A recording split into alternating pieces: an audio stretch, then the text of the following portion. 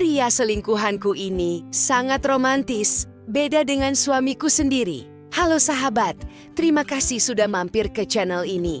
Sebelum kita mulai cerita yang seru dan menarik, kali ini saya punya permintaan kecil. Ingat, jangan subscribe channel ini. Tapi kalau kalian suka dengan konten ini, saya akan sangat senang kalau kalian absen dulu di kolom komentar dari kota mana Anda menonton video ini. Saya doakan kalian sehat selalu, banyak rezeki, dan hutangnya lunas. Amin. Dan jangan lupa untuk like videonya ya.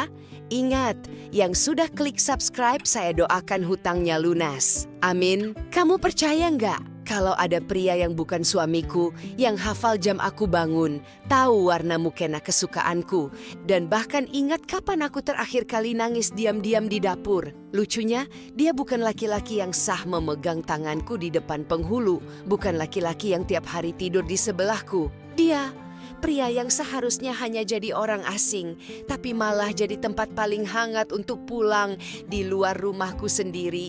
Dan disinilah aku sekarang, duduk sendiri di ujung kasur, suami tertidur pulas membelakangiku. Sementara notifikasi dari pria selingkuhanku baru saja masuk. Jangan lupa makan ya, kamu berharga, bahkan kalau suamimu lupa. Romantis? Iya, salah, jelas. Tapi gimana kalau rasa nyaman itu datang di waktu yang paling salah? Babak 2 pembukaan, rutinitas lokasi pengenalan tokoh. Namaku Rani, usia 32 tahun. Ibu satu anak tinggal di sebuah rumah kecil tipe 45 di pinggiran kota Bekasi. Rumahku nggak istimewa, temboknya sedikit mengelupas dekat jendela, sofa ruang tamu sudah mulai kempes, dan suara motor lewat gang selalu terdengar tiap pagi. Tiap hari hidupku dimulai sebelum subuh, jam 4.30 alarm di HP bunyi. Rani, 5 menit lagi, gumam suamiku Dimas sambil menarik selimut.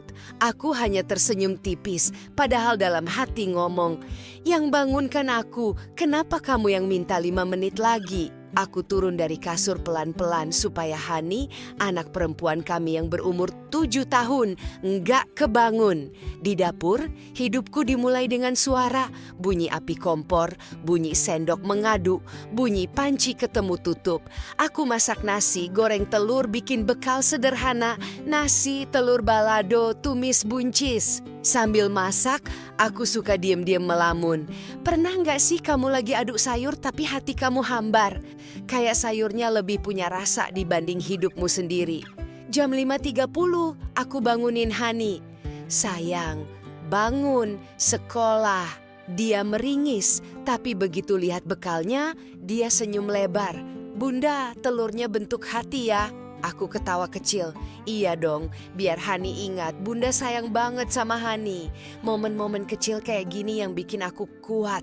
Kalau nggak ada Hani, mungkin aku udah lama berhenti berusaha. Jam 6 pagi Dimas turun dari kamar.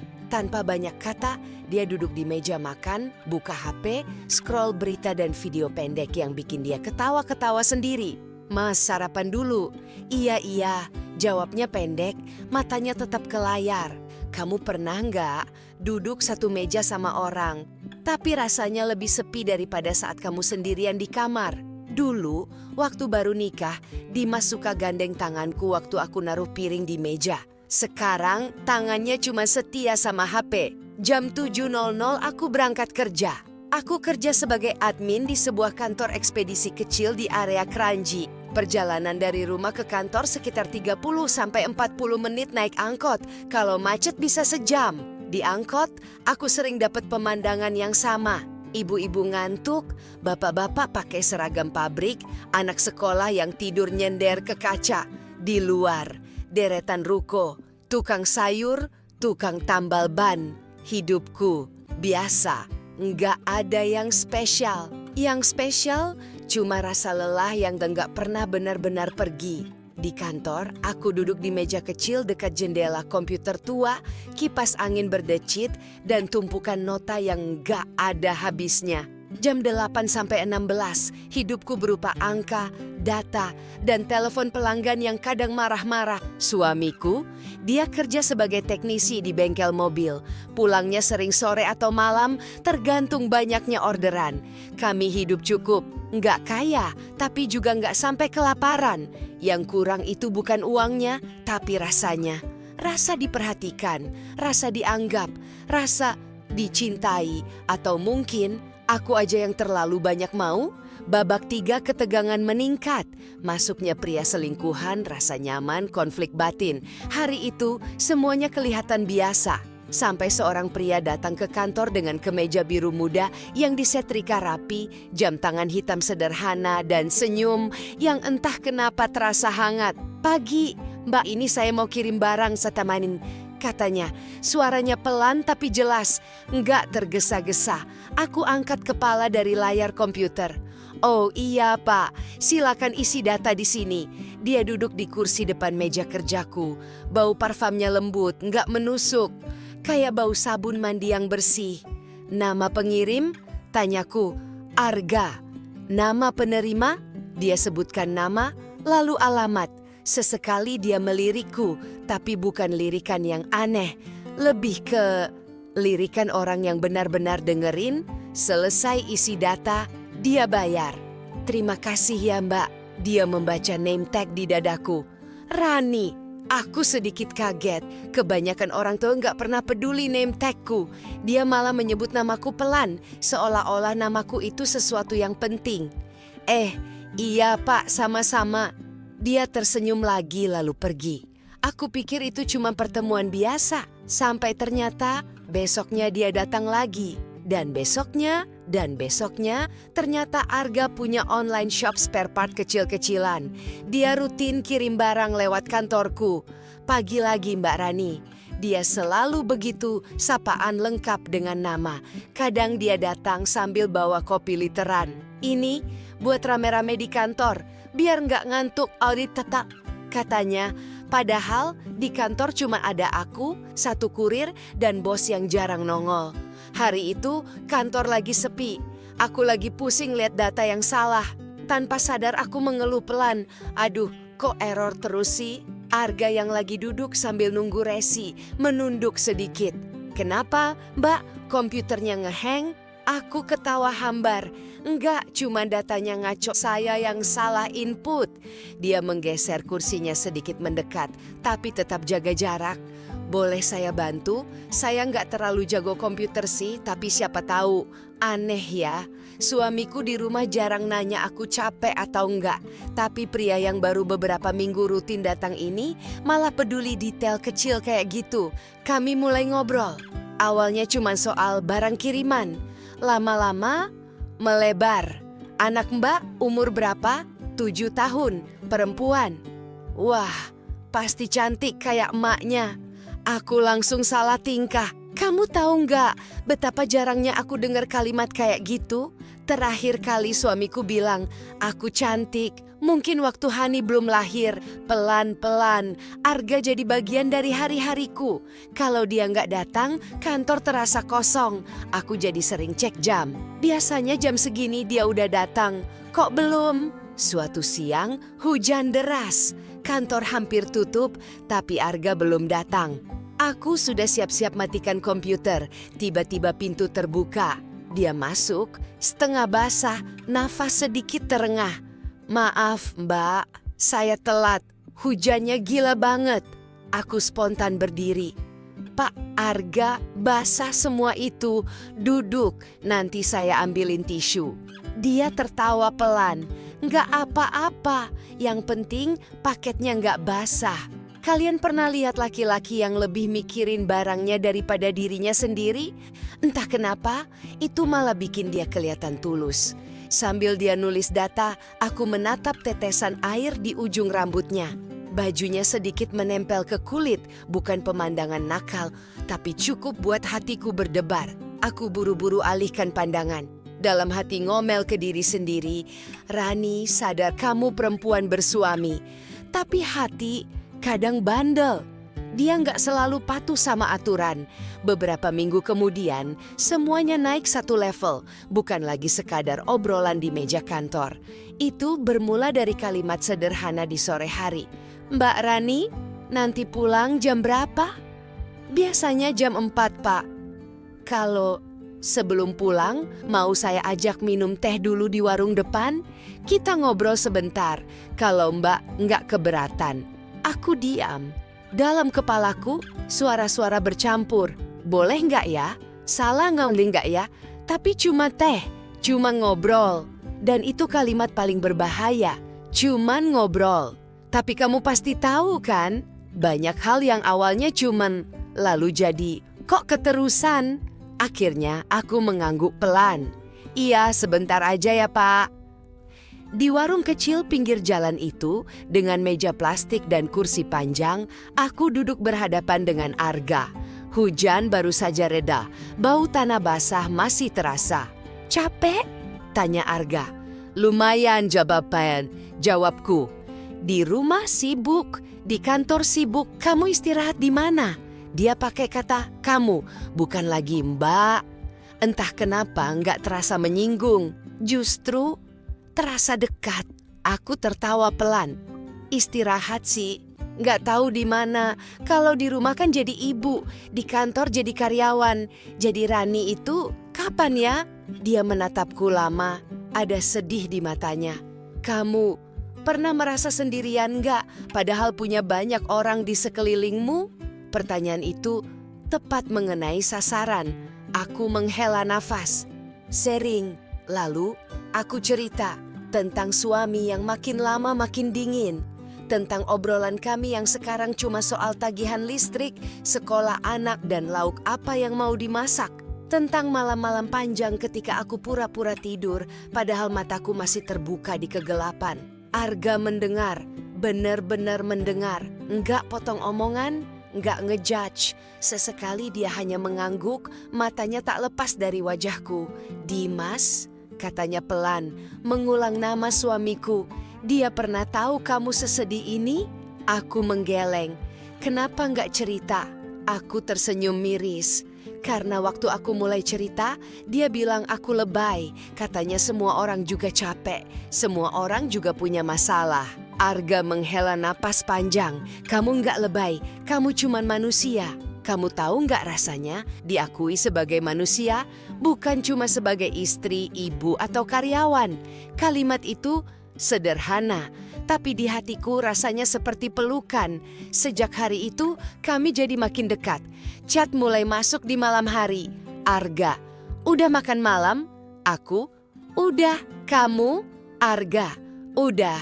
Tapi kayaknya hatiku belum kenyang. Kok pengen denger cerita kamu lagi ya?"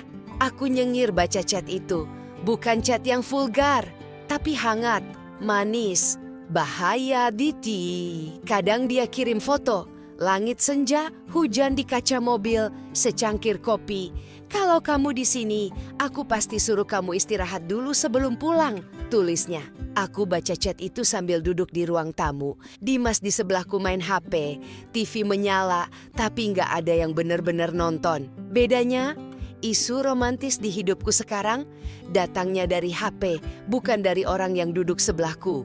Fakta mengejutkan, pilihan, akhir menggantung, romantis. Suatu malam, titik itu datang. Titik di mana semuanya sudah terlalu jauh untuk disebut sekedar teman ngobrol. Hani lagi menginap di rumah neneknya. Rumah jadi sepi. Dimas pulang lebih malam dari biasa. Aku duduk di ujung kasur, lampu kamar dimatikan, cuma lampu kecil di meja yang menyala. HP-ku bergetar. "Arga, aku di depan gang rumahmu." Jantungku langsung berdegup kencang, tanganku gemetar. "Serius?" balasku. "Arga, iya, aku cuma pengen lihat kamu dari dekat, bukan cuma di kantor. Tapi kalau kamu nggak nyaman, bilang." Aku pergi. Aku berdiri, berjalan pelan ke jendela. Dari sela-sela gorden, aku lihat sosoknya.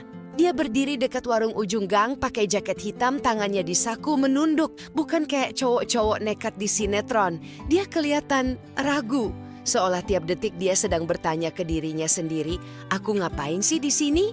Di belakangku, suara air kamar mandi menyala. Dimas lagi mandi. Aku menutup mata. Dalam kepala, suara-suara berisik. Rani, ini kesempatanmu ngerasain disayang. Rani, ini salah. Rani, hidupmu cuma sekali. Rani, bagaimana kalau ini titik kamu kehilangan segalanya? HP-ku bergetar lagi. Arga, kalau kamu nggak bales, aku anggap itu tanda aku harus pulang. Aku menghela nafas panjang. Kakiku melangkah sendiri keluar kamar, lewat ruang tamu, lewat dapur, sampai ke pintu. Tangan kananku sudah memegang gagang pintu. Suara air dari kamar mandi masih mengalir. Rumah terasa seperti dua dunia. Satu dunia aman yang dingin, satu dunia hangat yang berbahaya. Aku buka pintu perlahan. Udara malam masuk, dingin. Aku berdiri di ambang pintu, menatap ujung gang. Di sana, Arga masih berdiri. Seolah ngerasa aku melihatnya, dia mendongak. Matanya bertemu mataku dari kejauhan. Kami nggak ngomong apa-apa, tapi ada banyak hal yang lewat di antara tatapan itu. Rasa sepi, rasa ingin dimengerti, rasa salah, rasa ingin nekat. HP-ku getar lagi. Arga, aku nggak akan maju kalau kamu nggak jalan ke sini. Tangan kiriku menggenggam ujung kaos. Aku menggigit bibir. 1 langkah, 2 langkah, aku turun dari teras. Tapi baru 3 langkah, pintu kamar mandi terbuka. Rani, handukku mana? Suara Dimas terdengar dari dalam rumah. Aku membeku. Seketika aku merasa seperti tertangkap, padahal belum melakukan apa-apa. Rani? Suara itu makin dekat. Aku buru-buru berbalik jawab dengan suara yang berusaha. Tenang. Ini mas, di kursi. Tadi aku taruh sini. Dimas melongok keluar sebentar, basah cuma pakai kaos dan celana pendek. Ngapain di luar? Lihat jemuran, kayaknya mau hujan lagi. Jawabku, gugup. Aku nggak tahu Dimas percaya atau enggak. Tapi dia cuma mengangguk, ambil handuk, terus masuk lagi. Begitu pintu kamar menutup, aku kembali menatap ujung gang. Arga sudah nggak di sana. HP-ku bunyi. Arga, maaf aku nggak pantas ada di gang itu. Ada sesuatu di dada yang seperti diremas. Bukan cuma karena kecewa dia pergi, tapi karena kalimat itu benar. Aku masuk lagi ke dalam rumah. Duduk di kursi ruang tamu, lampu temaram, suara TV masih menyala tanpa penonton. Beberapa menit kemudian, pesan lain masuk. Arga, Rani, aku pengen kamu tahu satu hal. Aku jatuh cinta sama kamu, tapi aku juga benci perasaan ini. Aku menelan ludah air mataku mulai jatuh satu-satu. Dulu aku pernah jadi orang yang merebut istri orang dari suaminya. Aku kira itu romantis, ternyata itu menghancurkan banyak orang. Sejak itu keluargaku sendiri berantakan. Aku nggak mau ulangi hal yang sama, apalagi sama kamu. Aku terdiam. Fakta itu mengejutkan.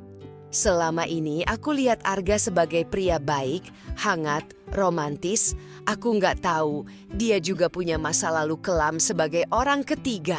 Makanya aku selalu jaga jarak. Aku tahu ini salah, tapi aku manusia, aku kalah. Tadi aku hampir jadi orang yang sama lagi. Tapi begitu lihat kamu berdiri di depan pintu, aku malah takut. Takut lihat kamu menyesal seumur hidup. Air mataku makin deras. Aku merasa seperti ditampar.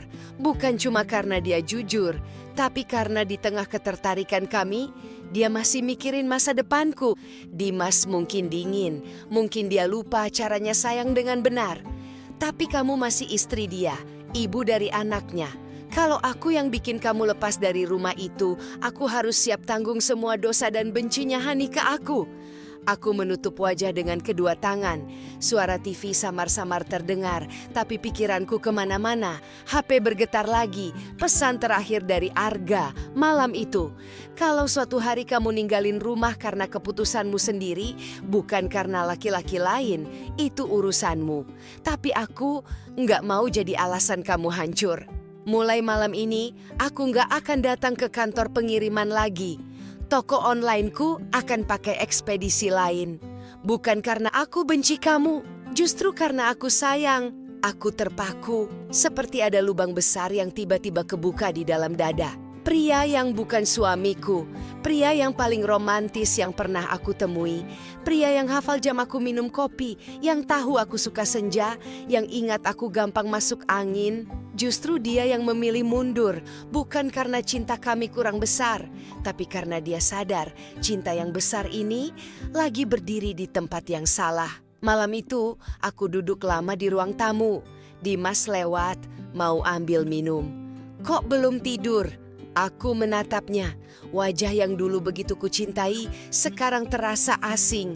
Tapi malam itu aku lihat lebih lama. Kerutan kecil di sudut matanya. Raut lelah di keningnya.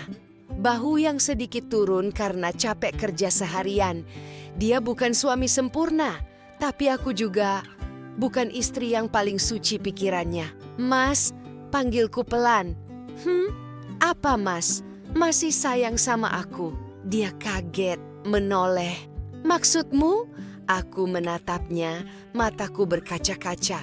Mas, pernah nggak mikir aku juga capek? Aku juga pengen diperhatiin. Dimas terdiam. Mungkin baru malam itu dia benar-benar melihat aku sebagai manusia, bukan mesin rumah tangga. Dia duduk di sebelahku, pelan-pelan tangannya menyentuh tanganku. Hangatnya beda sama dulu, tapi masih ada. Maaf ya Ran, katanya lirih. Mungkin aku kebanyakan mikir cari uang, sampai lupa yang paling berharga di rumah ini bukan cuma tagihan yang lunas, tapi kamu. Aku menahan tangis. Di satu sisi, aku masih merasa kosong. Di sisi lain, ada sedikit pintu yang terbuka. Pintu untuk bicara, pintu untuk jujur, pintu untuk mungkin pelan-pelan memperbaiki. Beberapa minggu setelah itu, kantor pengiriman terasa hampa. Kursi di depan mejaku kosong. Tak ada lagi kopi literan yang datang tiba-tiba. Tak ada lagi parfum lembut yang lewat. Aku belajar hidup tanpa menunggu sosoknya di pintu. Kadang saat makan siang, aku tanpa sadar menatap kursi kosong itu. Dalam hati bertanya, kamu lagi apa sekarang gak? Tapi chat darinya gak pernah datang lagi. Sama sekali. Seolah-olah dia benar-benar menghapus dirinya dari hidupku. Bukan karena tidak sayang, tapi justru karena terlalu sayang. Malam ini aku kembali duduk di ujung kasur, lampu kamar temaram. Suamiku tidur membelakangiku, nafasnya pelan dan teratur. HP-ku diam di meja, tak ada notifikasi dari siapapun. Aku menatap layar kosong itu dan tersenyum pahit. Pria selingkuhanku itu sangat romantis, kataku pelan, seolah bicara ke kalian yang nonton video ini. Dia beda banget sama suamiku sendiri. Dia hafal hal-hal kecil tentang aku. Dia tahu cara bikin aku merasa hidup lagi. Tapi dia juga orang yang berani pergi demi kebaikanku. Aku menghela napas panjang. Kadang aku mikir, kalau aku ketemu dia duluan sebelum Dimas, apa hidupku beda? Kalau aku janda, bukan istri orang, apa aku berani kejar dia? Pertanyaan itu cuma menggantung di udara. Nggak ada yang jawab, nggak ada yang bisa jawab. Aku menatap punggung suamiku, pelan-pelan aku mendekat. Kali ini aku yang memeluk dari belakang. Dia bergumam setengah sadar, Ran, kok belum tidur? Capek, jawabku pelan. Tapi kali ini aku mau capek bareng kamu, bukan capek sendirian. Dia menggenggam tanganku yang melingkar di pinggangnya. Hangatnya berbeda dari Arga. Kurang manis, kurang puitis, kurang dramatis. Tapi masih nyata, masih bisa dipegang. Sementara itu, di suatu tempat di kota ini, mungkin ada seorang pria yang lagi duduk sendiri di jok mobilnya, menatap langit senja, dan pelan-pelan belajar melepaskan perempuan yang tidak pernah benar-benar bisa dia miliki. Apakah aku masih sayang sama dia? Iya, dengan cara yang enggak akan pernah aku akui di depan siapapun. Apakah aku menyesal pernah membiarkan hatiku bergeser? Iya, dan tidak. Karena lewat dia, aku sadar aku masih ingin dicintai. Dan sekarang, tugasku adalah belajar bagaimana caranya mendapatkan cinta itu tanpa harus menghancurkan rumahku sendiri. Cerita ini belum selesai. Mungkin suatu hari aku akan ketemu Arga lagi di minimarket, di lampu merah, atau di antrean ATM. Mungkin kami cuma akan saling mengangguk, senyum sebentar, lalu jalan lagi. Atau mungkin kami nggak akan pernah ketemu lagi. Dan dia hanya akan tetap hidup di satu sudut kecil di hatiku, sudut yang aku tutup rapat. Bukan karena aku benci, tapi karena di dunia nyata, cinta yang paling romantis sekalipun kadang harus kalah sama cinta yang dipertahankan meski serba kekurangan. Dan malam ini, aku memilih memeluk punggung laki-laki yang sah jadi suamiku, sambil dalam hati berbisik pada laki-laki lain yang pernah jadi tempat pulangku. Terima kasih, karena pernah begitu romantis di waktu yang salah. Lalu, cerita ini biarlah menggantung di antara kalau saja dan syukurlah. Kamu pilih sendiri. Di hati kamu, aku harusnya berakhir dengan siapa?